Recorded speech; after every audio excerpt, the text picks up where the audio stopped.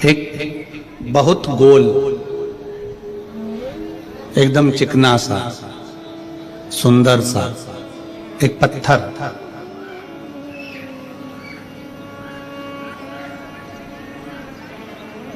एक सुंदर सा चिकना सा गोल पत्थर बहुत सारे पत्थरों के बीच में जाकर गिर गए। खूब सारे पत्थर है वहां पर और वहां वो एक गोल चिकना पत्थर वहां पड़ा है।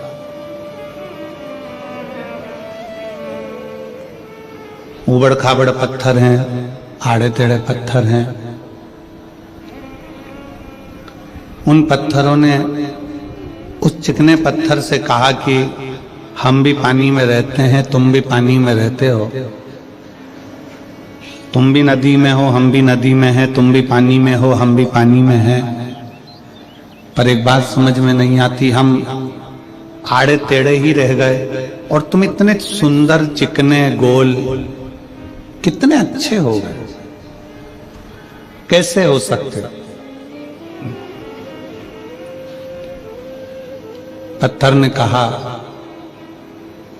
कि तुम नदी के किनारे पर एक जगह पर स्थिर होकर बैठे रहे और मैं पानी के थपेड़े में, पानी के बहाव में, पानी के साथ में बहता रहा, बहता रहा, बहता रहा। इतने थपेड़े मैंने पानी के खाए, इतना इतना घिसा गया हूं पानी में और पर्वतों में, पत्थरों में, नदी के बहाव में कि मैं चिकना होकर, सुंदर होकर मंदिर में शिवलिंग के रूप में विराजमान होकर पूजा रहा हूं। पत्थर तुम भी हो, पत्थर में भी हो।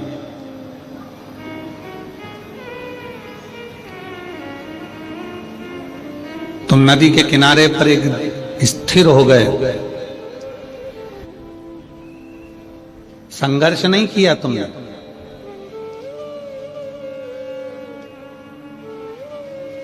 जो संघर्ष से डरता है, जो ये सोचता है कि नहीं मेरे बस का नहीं है, मैं आगे नहीं बढ़ सकता, मैं ये काम नहीं कर सकता, फिर वो आगे बढ़ता भी नहीं है। जिसने संघर्ष किया है, दुनिया के थपेड़ों को झेला है, दुनिया के बातों को झेला है, दुनिया के शब्दों को झेला है, दुनिया की वाणियों को झेला गया है, गालियों को झेला गया है, अपशब्दों को झेला गया है, फिर एक दिन वो धीरे धीरे इतना आगे बढ़ जाता है कि कहीं ना कहीं उच्च पद पर बैठकर अपने आनंद के साथ जीता है और पूरे राज्य का भी रक्षा करता है।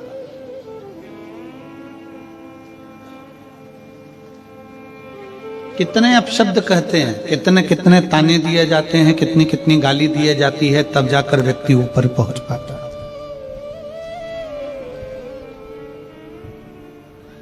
माननीय भारत सरकार के प्रधानमंत्री जी को कोई चाय वाला कह दे, कोई चौकीदार कह दे, कोई कुछ कह दे, कोई कुछ कह दे, कोई कुछ कह दे, इतने इतने शब्द।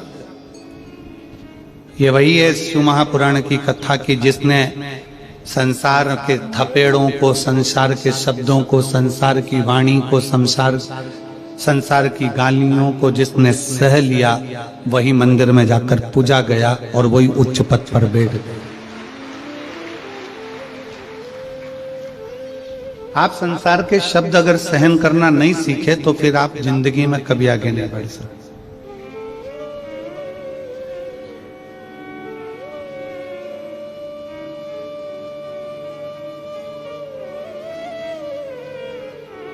कितना ही आप प्रयास कर लो। अब आप अपनी भक्ति के इस हृदय चित्त से विचार करिएगा कि कल कथा में चल रहा था कि ग्रंथ, संत और भगवान। ग्रंथ को पकड़ो, संत को पकड़ो और भगवंत को पकड़ो। शिव महापुराण की कथा कहती है, मान लो आप ग्रंथ को भी नहीं पकड़ पाए, हो सकता है कि अपन पढ़े लिखे ना हो सकता है हमने पढ़ाई ना करी, हम शिक्षित ना हो, परशु महापुराण की एक बात बड़ी सुंदर कहती है, आप भले शिक्षित ना हो, पर शिव तत्व कहता है कि अपनी आने वाली पीढ़ी को, अपने बेटों को, अपनी बेटियों को, भले आप शिक्षित नहीं हो पर आने वाली पीढ़ी में अपने बेटों को, अपनी बेटियों को, अपने पोते को, अपनी पोती को शिक्षा जरूर दिलाओ और उच्च शिक्षा दिलाओ, जिससे ये बच्चे आने वाले समय में कुछ अच्छा कर सकें।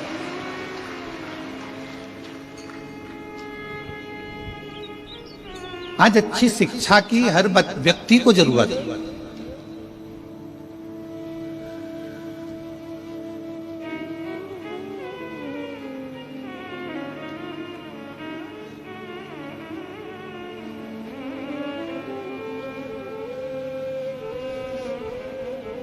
एक दो बार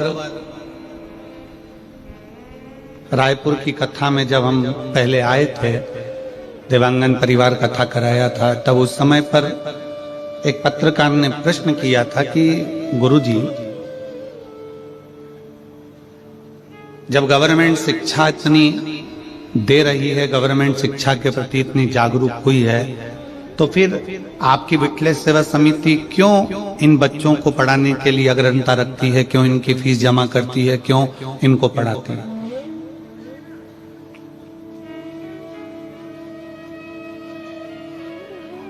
हमने उस समय पर भी उन पत्रकार बंधुओं को कहा था कि ये शिक्षा, ये पढ़ाई उस बच्चे को अपने लिए भी है कि अगर वो बच्चा पढ़ना चाहता है, एजुकेशन करना चाहता है और आगे बढ़ना चाहता है, जब बहुत ऊंचे पद पर वो बच्चा बैठ जाएगा, वो बेटा बेटी बैठ जाएंगे, तो एक बार कुबेरेश्वर धाम को याद करेंगे कि हमारी शिक्षा का किसी ने उद्देश्य रखा था और हमको आगे बढ़ाया। और आज विठलेश सेवा समिति अगर उसकी शिक्षा का थोड़ा सा खर्चा उठा लेती है, तो हमें उम्मीद है जब वो किसी अच्छे पद पर बैठेगा तो वो भी किसी दूसरे के शिक्षा का खर्चा अवश्य उठाएगा और किसी बच्चे को मंजिल तक जरूर पहुंचाएगा। शिक्षा और चिकित्सा, ये तो बहुत जरूरी है।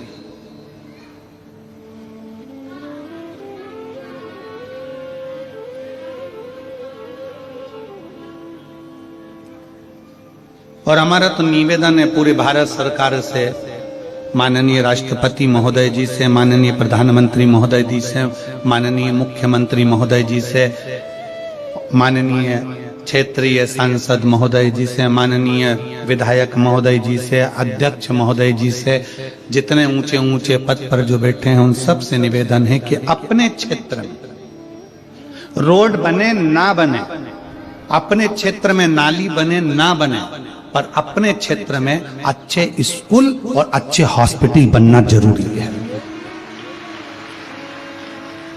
शिक्षा और चिकित्सा, ये दो ऐसे बल हैं जो बच्चों की जिंदगी को प्रबल बना देते हैं।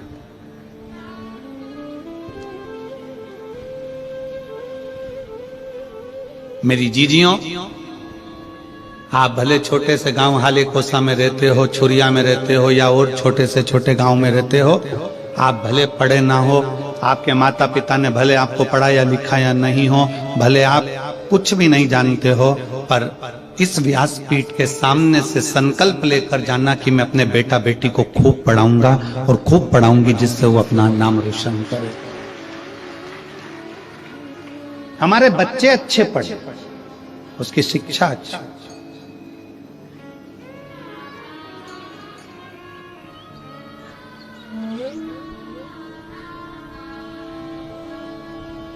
और बड़ी खुशी होती है छत्तीसगढ़ को देखकर।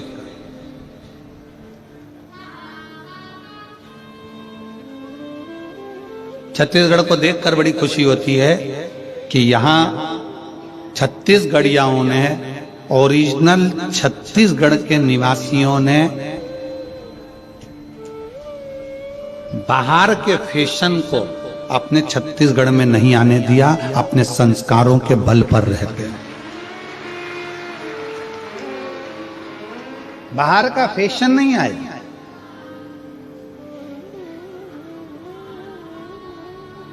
बाहर का भोजन और बाहर का फैशन ये व्यक्ति के क्षेत्र को बर्बाद कर देता है, प्रदेश को, देश को बर्बाद कर देता है। फैशन भी बर्बाद करता है और बाहर का भोजन भी बर्बाद करता है। आज क्यों इतनी बीमारियां फैल रही है? लीवर खराब हो गया, किडनी खराब हो गई, थायराइड हो गया, शुगर हो गई, कहीं बीपी हो गया, कहीं आंखों से दिखना कम हो गया, कहीं कानों से सुनना कम हो गया, कहीं ब्रेन हेमरेज हो रहा है, कहीं ब्रेन ट्यूमर हो रहा है, कहीं गांठें हो रही हैं। उसका कारण क्या? हमारा खान पीन शुद्ध नहीं हो पाया। क्यों? ना जाने कौन कौन सा भोजन बाहर का आ गया, ऐसा ऐसा भोजन, कहीं मैदे का, कहीं काहे का, ऐसा ऐसा भोजन आ गया कि लोग उसे, वो फिर वही बात आ गई, दबा दबा कर खाओगे तो दवा खाने जाओगे। इतना दबा कर खा लिया कि आखिरी में दवा खाना चला। गलत भोजन का त्याग।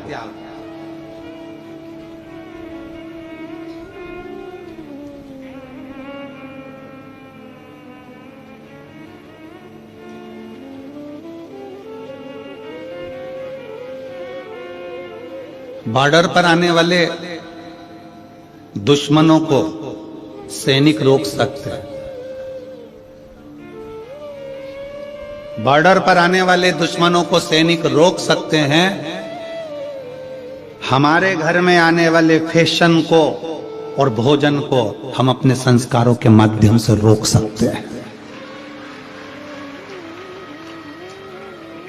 आप कोई सैनिक जैसा काम नहीं कर सकते, आप बॉर्डर पर जाकर युद्ध नहीं कर सकते, आप बॉर्डर पर जाकर नहीं लड़ सकते, तो अपने घर में बॉर्डर जैसे सैनिक जैसा काम करो कि गलत फैशन हमारे घर में ना आए, गलत भोजन हमारे घर में ना आए। हम इस फैशन को भी दूर भगाएं जो गलत है, और गलत भोजन को भी दूर भगाएं, जिससे हमारे घर में संस्कारों के माध्यम से हमारे परिवार की रक्षा हो सके।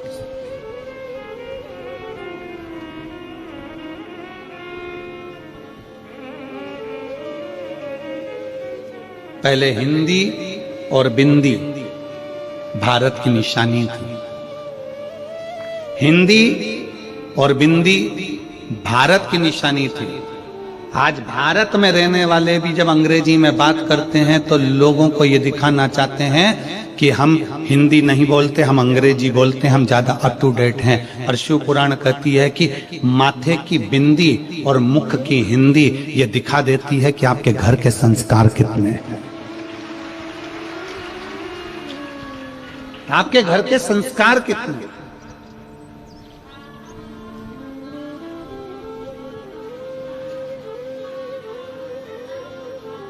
आप रोक सकते हो फैशन को आपके घर के संस्कारों से। सैनिक जैसे आप नहीं बन सकते कि आप बॉर्डर पर जाकर लड़ लो, बॉर्डर पर किसी को रोक दो।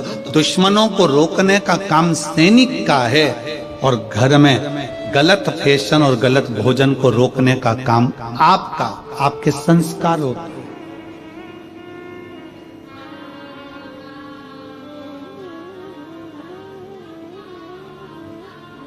कैसे वस्त्र घर के बेटा बेटी पहन रहे हैं, कैसे वस्त्र घर के लोग धारण कर रहे हैं, उनको समझा सकते हो बच्चों को।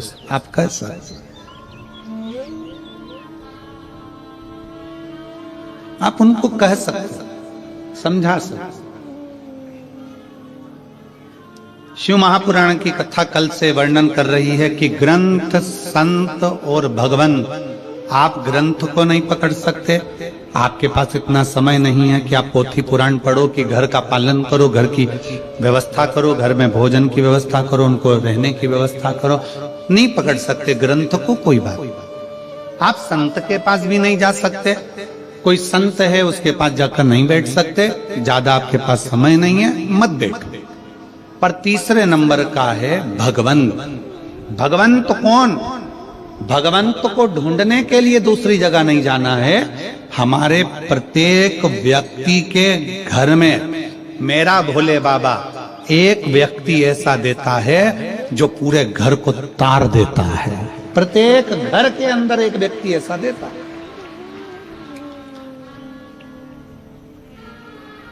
अपने क्षेत्र में, अपनी कॉलोनी में, अपने मोहल्ले में अपनी सोसाइटी में, अपने गांव में, अपने नगर में मेरा भगवान शंकर एक व्यक्ति ऐसा देता है जो पूरे गांव को, मोहल्ले को, क्षेत्र को, परिवार को पार लगा देता है। हम दिनेश जी साहू जी आपको इसके लिए धन्यवाद देंगे कि वास्तवता इतने छोटे से गांव को आपको इसलिए साधुता दे रहे हैं कि इतने छोटे से गांव हाले कोसा को शायद कोई क्षेत्र ऐसा नहीं है जिस क्षेत्र में हमने दूसरी बार इतनी जल्दी कथा करी हो, पर हाले कोसा की भूमि पर दूसरी कथा हो रही है। ये दूसरी, ये क्षेत्र है।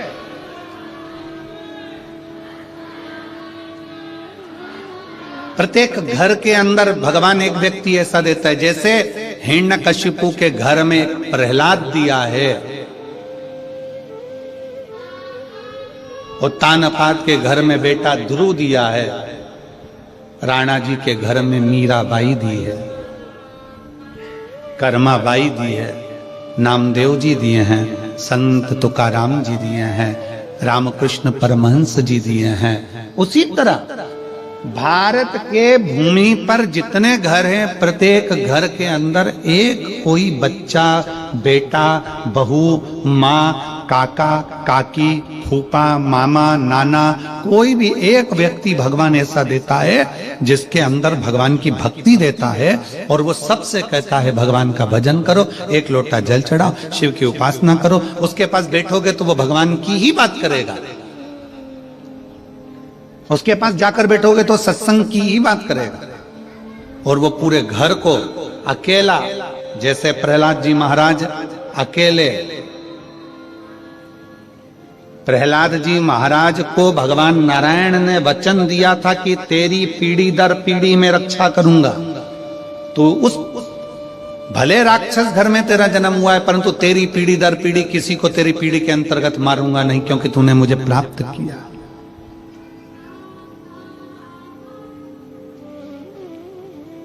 कोई एक हमारे घर के अंदर, हमारे परिवार में कोई एक जन्म ले लेता है, वो पूरे घर को तार देता है, पूरे घर। और आज मुझे बड़ी खुशी के साथ कहना हो रहा है कि जितने इस शिव महापुराण की कथा को टीवी पर सुन रहे हैं, सोफे पर बैठकर, पलंग पर बैठकर, अपने अपने घर का चैनल चालू कर कर, जितने मोबाइल पर कथा को श्रवण कर रहे हैं, और जितने इस हाले कोसा की भूमि पर बैठकर कथा को सुन रहे हैं, आप सब अपने घर के वही प्रहलाद हो, वही ध्रुव हो जो अपने घर को पार लगा। आप अपने घर के वही प्रहलाद हो, आप अपने घर के वही ध्रुव हो, आप अपने घर की वही कर्माबाई हो, अपने घर की वही मीराबाई हो जो पूरे घर को पार लगा रहे।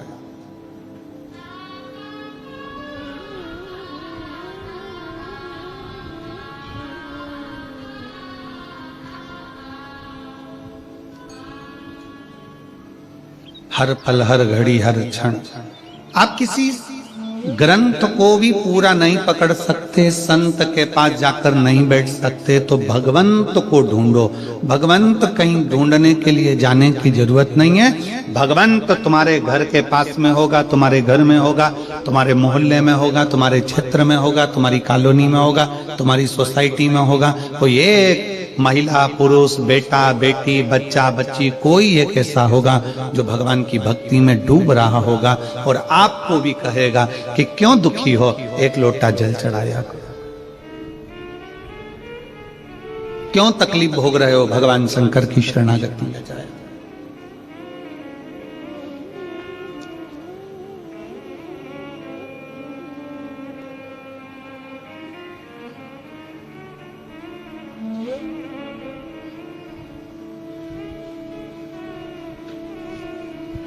कल वो बच्चा जो झारखंड से देवघर से आया, सीए हुआ, वो बच्चे ने उनके आसपास में कोई को बोला होगा कि जितनी खुशी तो मेरे को सीए बनने में नहीं हुई होगी, उतनी खुशी तो मैं व्यासपीठ को प्रणाम कर कर प्राप्त करूं।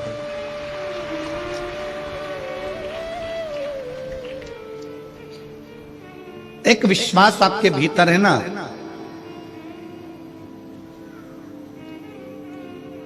एक भगवंत जैसा पत आपके भीतर है ना।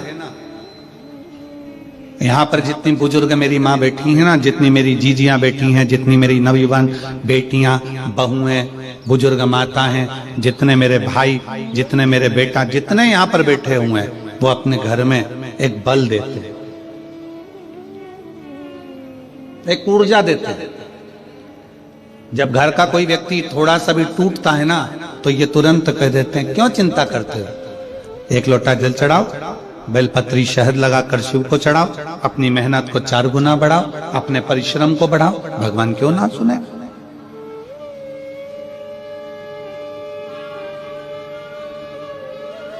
आप किसी को बल दे रहे हो ना, ये दुनिया का सबसे बड़ा दान है। विश्वास दे देना, और दुनिया का सबसे बड़ा पाप है विश्वास को तोड़ देना, भरोसे को तोड़ देना। यह दुनिया का सबसे बड़ा पाप, और दुनिया का सबसे बड़ा पुण्य है किसी को विश्वास दे देना, किसी को भरोसा दे देना। बड़ी बीमारी हो गई, लीवर किडनी बेकार हो गया, कैंसर जैसा रोग हो गया, शरीर में गठान हो गई, तो भी आप खुश होकर उससे कह रहे हो काहे की चिंता करना। वो सीवर वाला महाराज कहता तो है, सारी समस्या का हल एक लोटा जल। क्यों रो रही हो, क्यों दुखी हो? अरे लीवर खराब हो गया, किडनी खराब हो गई, थायराइड हो गया, ब्रेन में ऐसा हो गया, ब्रेन हेमरेज हो गया, ट्यूमर हो गया, ये हो गया, वो हो गया, कैंसर हो गया। मत रो।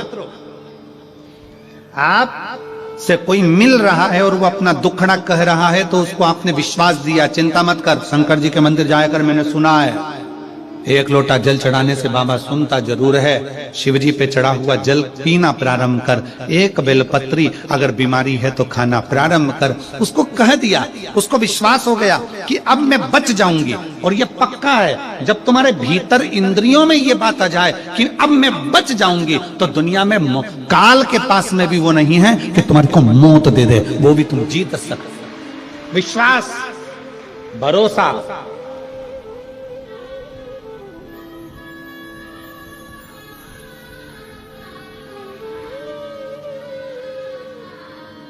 हमारे पिताजी स्वर्गीय पूज्य श्री रामेश्वर जी मिश्रा जी, हमारे पिता, हमको एक किस्सा सुनाते थे।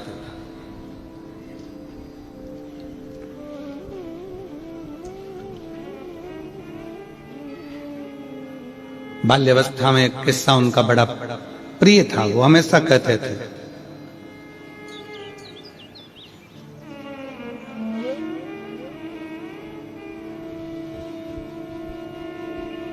खेत में एक व्यक्ति सो रहा था, उसको सांप ने डस लिया, उसको सांप ने डस लिया।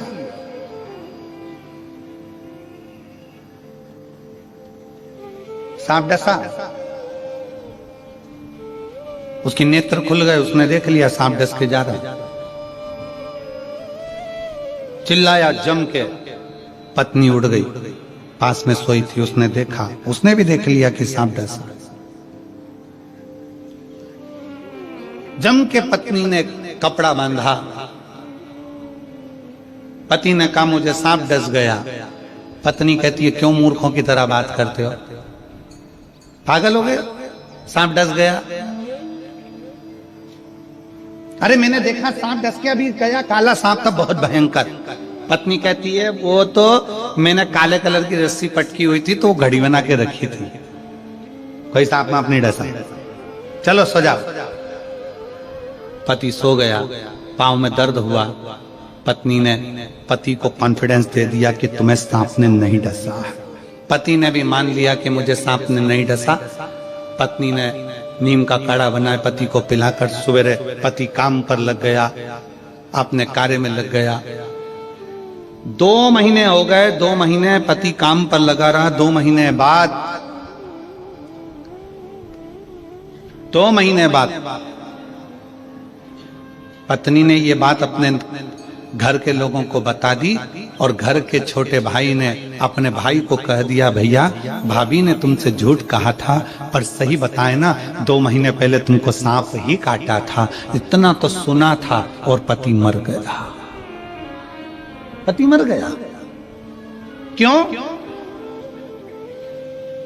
जब बड़ी बीमारी आती है, रोग आता है, तकलीफ आती है, कष्ट आता है, दुख आता है, कर्जा बढ़ जाता है, बहुत टेंशन में जमीन जायदाद सब चली जाती है, तब व्यक्ति सोचता है कि मरना ही साधन है। पर कोई शिव महापुराण का कोई श्रोता अगर उसके पास जाता है तो उसको बल दे देता है, क्यों चिंता करते हैं, ऐसे कर्जे वर्जे तो भोलेनाथ यूं निपटा देता है, लोगों को जमीन पे से उठाकर आसमान तक छोड़ देता है। काय की चिंता करना, उसको जो बल मिलता है, भले जिंदगी में बीमारी आ गई पर उसको कह दिया कि तू ठीक होगा, निश्चित है, और उसने ठान लिया कि मैं ठीक होऊंगा, तो बड़े से बड़ा रोग भी उसका ठीक हो जाता है। और उसने सोच लिया कि मैं तो अब जाऊंगा, उसने ये विचार कर लिया कि अब तो मुझे जाना है, उसने ये विचार कर लिया कि अब तो मुझे मरना है, उसने ये विचार कर लिया कि अब मुझे तो ये सा हो गया। ये उसने मन से सोच लिया, मन से। घुटने में जितना दर्द नहीं होता उतना तुम मन का दर्द बना ले, तो बहुत तकलीफ है महाराज घुटना में। घुटने से मैं नीचे नहीं बैठ सकती, मेरे घुटने में बहुत तकलीफ है, घुटने से मैं नीचे नहीं बैठ सकती। इतनी बड़ी बीमारी बना ली घुटने की, घुटने की, घुटने की। मन में बना लिया कि मैं घुटने से नीचे नहीं बैठ सकती, मैं ऐसा नहीं कर सकती, मैं वैसा नहीं कर सकती, 2 कदम नहीं चल सकती। अब तेरे घुटने में इतनी तकलीफ है और तू कह रही मैं 2 कदम नहीं चल सकती, और किसी सपेरे से सांप ला के छोड़ दो, फिर भगेगी कि नहीं भगेगी? जम के तो बोलो रही जीजियो, भगेगी कि नहीं भगेगी? सामने सांप खड़ा है, सामने मौत खड़ी है, भागना पड़ेगा। फिर घुटने का दर्द कहां गया? अर्थात हमने अपने अंदर ये बना लिया कि मेरा घुटना खराब हो गया, मेरा घुटना खराब हो गया। अरे चकाचक गाय का घी लो, असली घी, खूब जोरदार रोटी में लगाओ, चकाचक खाओ, घुटने का ग्रीस बढ़ना प्रारंभ हो जाएगा। गाय के घी से अच्छा अच्छा दर्द चले जाता है। हमने बनाया कि मेरे पाँव में, घुटने में दर्द है, दर्द है, दर्द है, दर्द है, तो वो दर्द मर्ज बन गया, दर्द मर्ज सब बढ़ता चले गया, बढ़ता चले गया। डॉक्टर को दिखाने गई, डॉक्टर ने कह दिया घुटना बदलना पड़ेगा। अभी भी सोच रही बहुत दर्द है। अब तू ये सोचना मेरे घुटने में कोई दर्द नहीं है, फालतू की बात। कहाँ जाना है बता, कहाँ चलना है? चल, हाले कोसा चलती हूँ कथा में, 1 किलोमीटर दूर गाड़ी छोड़ूंगी, पैदल चल के चलूंगी। और दम थी, मन में प्रबलता थी, पैदल पैदल कमर झुक रही है, बूढ़ी अवस्था है, फिर भी चली आ रही है। और एक बहू छोटी सी अवस्था की, बच्चों को लेकर कितनी दूर है, चला नहीं जा रहा, और बूढ़ी माँ पैदल पैदल चली आ रही है। उसके अंदर बल है, उसने सोच लिया मेरे शरीर में कोई रोग नहीं, मेरे शरीर में कोई बीमारी नहीं, ठीक होंगी, होकर रहूंगी। आई, कथा कर तत्व ग्रहण करा, घर गई, इतने में उसको लगा आज मैं बिल्कुल ठीक हूं, क्योंकि उसने मन से सोच लिया कि मैं ठीक हूं और ठीक हो जाऊंगी। हमने बनाया है।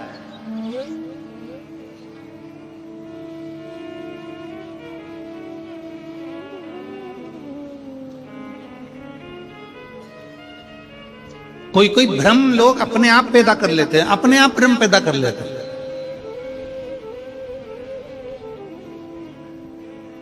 भजन होएगा, अपने आप भ्रम पैदा कर लिया। जैसे कोई भजन आया और लोग भ्रम पैदा कर लेते कि मेरे को अभी थोड़ी देर में मैं घूमने लगूंगी।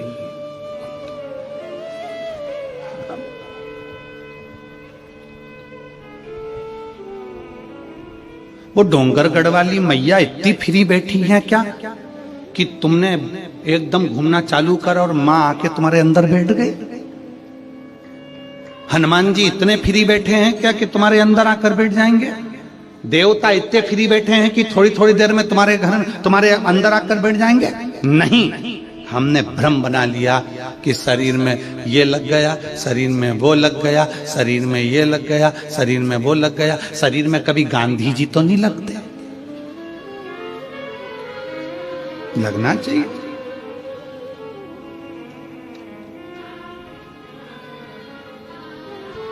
एक आध बार शरीर में गांधी जी लग जाए और क्या बुरा मत देखो, बुरा मत, लाठी टेक के चलने लगे, वो कभी ना लगे। व्यर्थ। अपनी सोच को प्रबल बनाओ, अपने विचारों को प्रबल बनाओ। हम मना नहीं करेंगे कि माता जी नहीं आती, आती शरीर में, ऐसा नहीं है, उसकी तरंग आती है, पर हर जगह नहीं। जब माँ को याद किया जाए, वो कहते ना बेटा जब पुकारे माँ को आना चाहिए, तब माँ स्थान पर। हम नहीं, ये नहीं कहेंगे कि नहीं आती माँ, आपको दर्शन नहीं देती या देवता नहीं आए, मना नहीं है, पर उसके आने से तुम्हारे जीवन में सुख आए। ब्रह्म नहीं, ब्रह्म।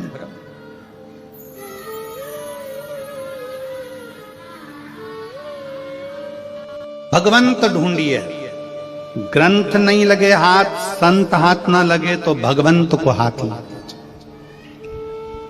भगवंत कौन है?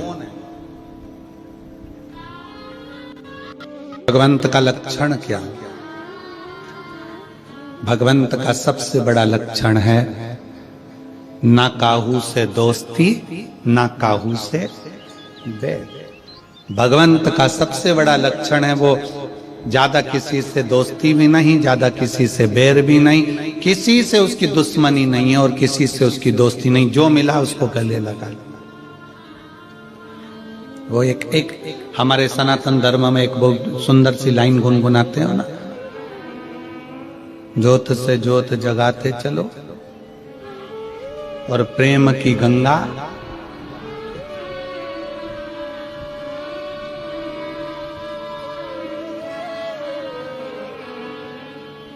राह में आए जो दीन दुखी, राह में आए जो दीन दुखी, सबको गले से लगाते चलो, प्रेम की गंगा ज्योत से ज्योत जलाते चलो, ज्योत से ज्योत जलाते चलो, प्रेम की गंगा बहाते चलो।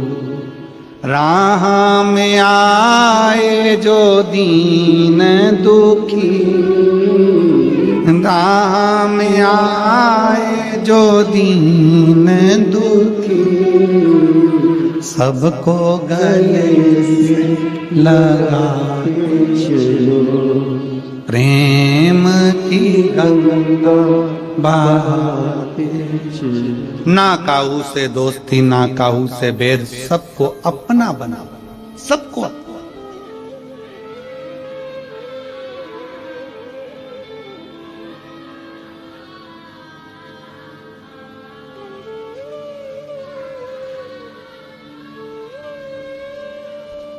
सास कहती है बहू बुरी है तो लाई काहे को? बहू कहती है सास बुरी है तो आई काहे को? क्यों आई?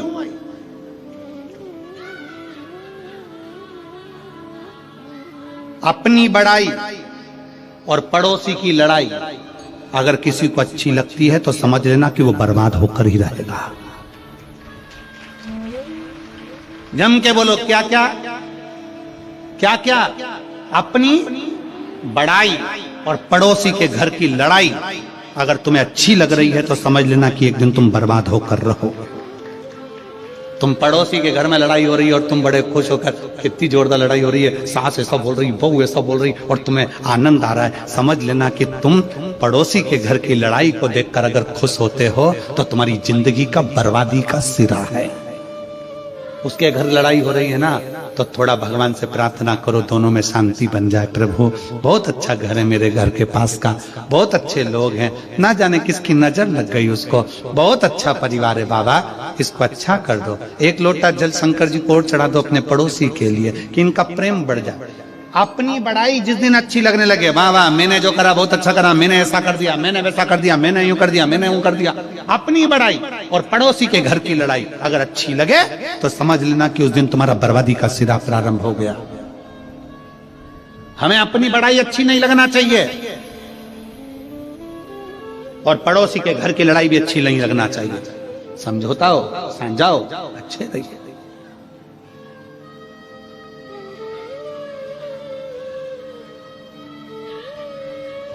सास कह दे मेरी बहू बुरी है तो हम कहते हैं लाई काहे को, और कोई कह दे कि मेरी सास बुरी है तो तू आई काहे को। ना सास बुरी है ना बहू बुरी है, दोनों बुरी नहीं है। सास अगर बहू बुरी होती तो सास 25-50 हजार रुपए, 1-2 लाख रुपए खर्च करके 5-7 लाख रुपए खर्च कर शादी नहीं करती, अपने सोने के जेवर बहू को नहीं दे देती। और बहू अगर बुरी होती, सास अगर बुरी होती तो बहू अपने माँ बाप को छोड़कर पराए घर में नहीं आ जाती। दोनों बुरे नहीं, दोनों बुरे नहीं है, ना सास बुरी है ना बहू बुरी है। तो बुरा क्या है? सियोर वाला महाराज बुरा है क्या?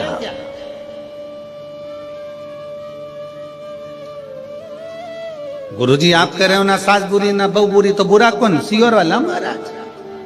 मतलब ना सास बुरी है ना बहू बुरी है, हम जो दिमाग में लेकर बैठे हैं, नीले कलर का चश्मा लगा के बैठ गए और सोच रहे सब पीले दिखे तो पीले दिखेंगे, बोलो तो जम के नहीं। कौन सा कलर के दिखेंगे? नीले। लाल कलर का चश्मा लगाया तो सब जम के बोलो जरा लाल दिखेंगे, काला लगाया तो काला दिखेंगे। सास ने जो चश्मा अपनी आंखों में चढ़ा लिया बहू के प्रति कि मेरी बहू ऐसी है, और चश्मा चढ़ गया उसके आंखों पर, उसके परिवार वालों ने चढ़ा दिया तुम्हारी बहू ऐसी, तुम्हारी बहू ऐसी, वो बहू ऐसी, वो बहू ऐसी, उसने चश्मा लगा लिया अपनी आंखों में, लेंस ऐसा लगा लिया कि वो बहू बुरी दिखने लगी, जो अच्छी दिखती थी वो बेकार दिखने लगी। बहू ने चश्मा चढ़ा लिया अपनी आंखों पर कि सास बुरी, तो वो बुरी दिखने लगी। अपने चश्मे को चेंज करिए, अपने चश्मे को बदलो।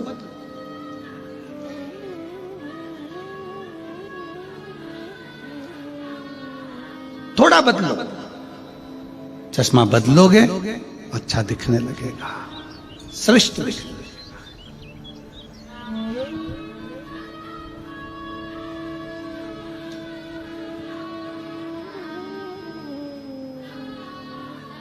सास और बहू में एक बड़ा अंतर है। सास मां नेत्र है, बहू चश्मा है।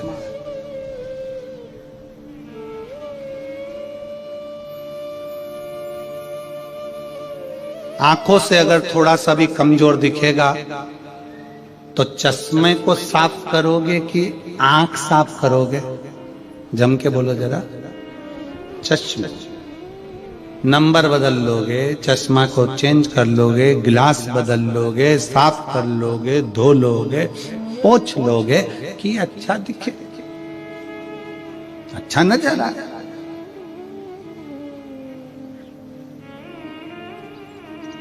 नेत्र तो नहीं बदल सकते बार बार, बोलो जम के बोलो।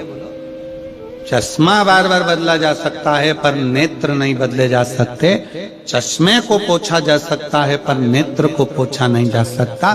चश्मे को निकाल कर साफ कर सकते हो पर नेत्र को निकाल कर साफ नहीं कर सकते। उसी तरह शिव तत्व कहता है कि घर में जो बहू है और सास है, सास की पूरी जिंदगी इसी में निकल गई तो उसको बदलना तो मुश्किल है। बहुओं से निवेदन है थोड़ा सोच विचार, तुम चश्मे की तरह हो, थोड़ा बदलने का प्रयास करना, सब अच्छे दिखेंगे, सब अच्छे दिखेंगे, कोई बुरा नहीं। ना सास बुरी है ना बहू, और बहू तो कभी बुरी हो ही नहीं सकती, हो ही नहीं सकती। उसका कारण क्या है? उसका नाम है बहू। जो घर में खुशियां बहुता में लेकर आए, जो तुम्हारे घर का वंश बढ़ाए, जो तुम्हारे घर में आकर सूखी दाल रोटी खाकर भी बहुत आशीर्वाद दे, उसका नाम बहू होता है महाराज। जो बहुता में सुख दे। और सास कभी जिंदगी में बुरी नहीं हो सकती। सास के बराबर दुनिया में कोई नहीं हो सकता, वो कभी बुरी नहीं हो सकती। बस एक आस सास को लगी रहती है कि मैं जितनी फुर्तीली हूं, मैं जितनी फुर्ती से काम करती हूं, मेरी बहू उतनी फुर्ती से काम करे। लड़ाई इस चीज की होती है। सास को लगता है कि मैं जल्दी सवेरे उठती हूं तो बहू जल्दी उठे। सास को लगता है मैं इतने लोगों का खाना बना लेती हूं तो बहू भी बनाए। अब सास को कौन बताए कि तू 75 की है, वो 32 की है। जब वो धीरे धीरे धीरे धीरे तेरी उम्र में आएगी तो ऊपर चली जाएगी, और जब तेरी उम्र में वो आएगी तब तेरी जैसी फुर्ती उसमें भी आएगी। ऐसा नहीं है, उम्र की एक गरिमा रहती है। 14 साल के लड़के से कहो कि तो इतना मेहनती काम कर ले, नहीं कर सकता। 24 साल के लड़के से बोलोगे करेगा, 34 साल के कहोगे फिर करेगा, 54 साल के बोलोगे तो करेगा। तुम आस बहुत लगाए, वो आस थोड़ी सी कम करो।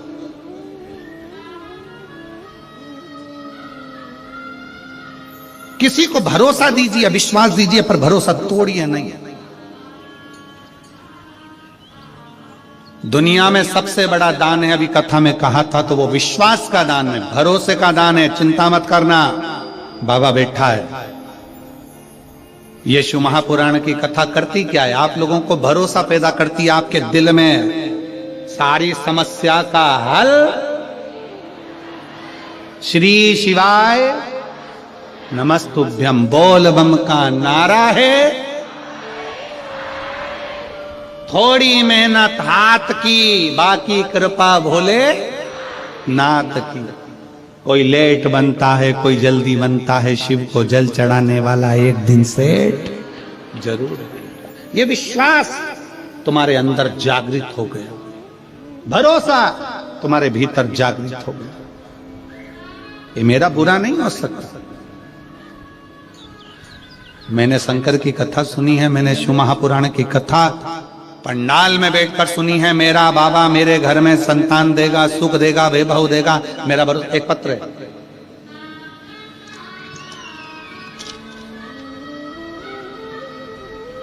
मेरा नाम ईशिका अग्रवाल है, मैं बिलासपुर छत्तीसगढ़ की रहने वाली हूं। कहीं बैठी हो ईशिका अग्रवाल तो हाथ हिला सकता हूं। मेरा नाम ईशिका अग्रवाल है, मैं बिलासपुर छत्तीसगढ़ की रहने वाली हूं। कहीं बैठी हो तो हाथ हिला सकती हैं। ईशिका अग्रवाल, बिलासपुर छत्तीसगढ़ से। मैं सीए की पढ़ाई कर रही थी। मैंने 2 बार सीए फाइनल का एग्जाम दिया, पर उसमें मेरा रिजल्ट अच्छा नहीं रहा और मैं फेल हो गई। मैं हिम्मत हार चुकी थी, बार बार वही किताबें पढ़ने से मैं थक चुकी थी और तंग आ चुकी थी। मेरे को फिर से तैयारी कर एग्जाम देने में डर लग रहा था। पत्र को आप लोग एलईडी पर जरूर पढ़ें, आस्था चैनल पर पढ़ें कि एक बेटी ने अपने भीतर का दर्द कितना लिखा। हिम्मत हार चुकी थी, बार बार वही किताबें पढ़ने से थक चुकी थी और तंग आ चुकी थी। मेरे को फिर से तैयारी कर एग्जाम दिलाने में डर लग रहा था। मन में यही विचार आता कि इस बार भी नहीं हुआ तो क्या होगा। मेरी मम्मी आपकी कथा सुनती थी और उन्होंने ही मुझे बताया कि कैसे आप अपने पत्र के माध्यम से बताते हैं कि आपके बताए हुए उपाय और महादेव जी का विश्वास के कारण कितने लोगों का सफलता मिली है, कितने लोगों का काम हुआ है। आपने बोला था अपनी मेहनत को 4 गुना कर दो और भोले बाबा पर विश्वास पूरा करो, मन से करो। मैंने वैसा ही किया। महादेव जी पे शहद वाली बेलपत्र चढ़ाकर एग्जाम देने गई, अपनी मेहनत को 4 गुना बढ़ा दिया। एग्जाम के बाद मैं सीहोर गई, वहां बाबा से अपने मन की बात कह दी। रायपुर में हुई कथा पंडाल में बैठकर कथा को सुना। 24/12/2024 पशुपतिनाथ का व्रत प्रारंभ किया। कितनी तारीख को करा? 24/12/2024 को कथा व्रत प्रारंभ करा। रायपुर की कथा सुनी और एक ही व्रत पूर्ण हुआ और मेरा रिजल्ट 26/12/2024 को आया। बाबा ने ऐसी कृपा कर दी कि 2 ग्रुप मेरे रह गए थे। जिस 2 ग्रुप में मैं हमेशा फेल हो रही थी, बाबा ने एक साथ दोनों ग्रुपों में पास कर दिया और आज मैं बाबा की कृपा से सीए बन गई। आज मैं बाबा की कृपा से सीए बन गई। मैं बाबा को यहाँ प्रणाम करने के लिए आई हूँ। मेरा मोबाइल नंबर ये है। शिव तत्व की प्राप्ति, मेरा नाम इंशिका अग्रवाल। मैं बिलासपुर छत्तीसगढ़ से। कहीं बैठी हो तो बेलपत्र लेने के लिए आ सकते। उस पत्र में उस बेटी ने लिखा, मैं हिम्मत हार दी, पर आप पत्र पढ़ते हो तो उस पत्र में हिम्मत आ जाती है कि जब दुनिया का काम हो रहा है तो मेरा क्यों नहीं हो सकता। और वो विश्वास, वो हिम्मत आप सब में चाहिए। झोली पसार कर मांगने के लिए बाबा के दरवाजे पर आए हो, भरोसा रखना कि 7 दिन की शिव पुराण इस हाले कोसा की भूमि पर सुनी है। तुम्हारा भी एक पत्र इस व्यासपीठ पर जल्दी जरूर आएगा, ये भरोसा।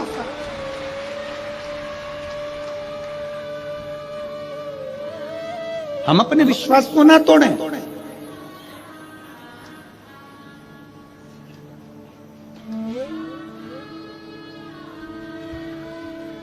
अपने भरोसे को प्रबल करिए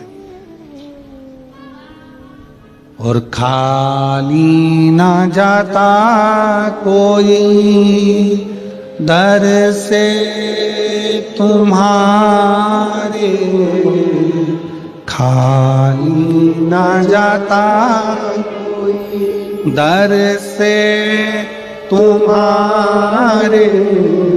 मैं भी खड़ी हूँ नन्ही बाहें पसारे, अपने हृदय से लगा लो, लगा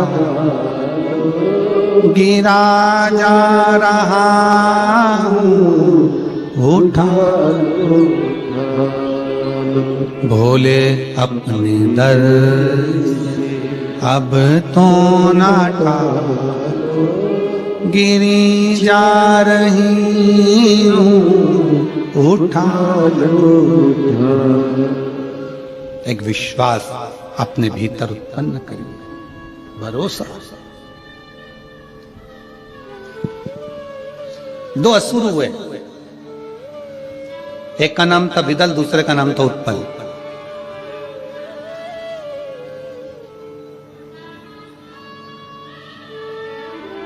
दोनों जुड़मा थे।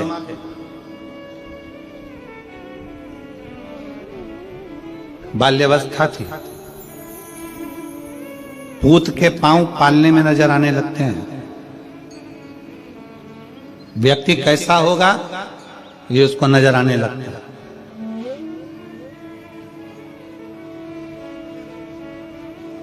व्यक्ति कैसा होगा ये नजर आने लगता है। पूत के पांव पालने में दिखने लगते हैं। विदल उत्पल 4 साल की अवस्था थी। एक बार मां उनको घुमाने के लिए लेकर गई, दोनों को हाथ पकड़कर।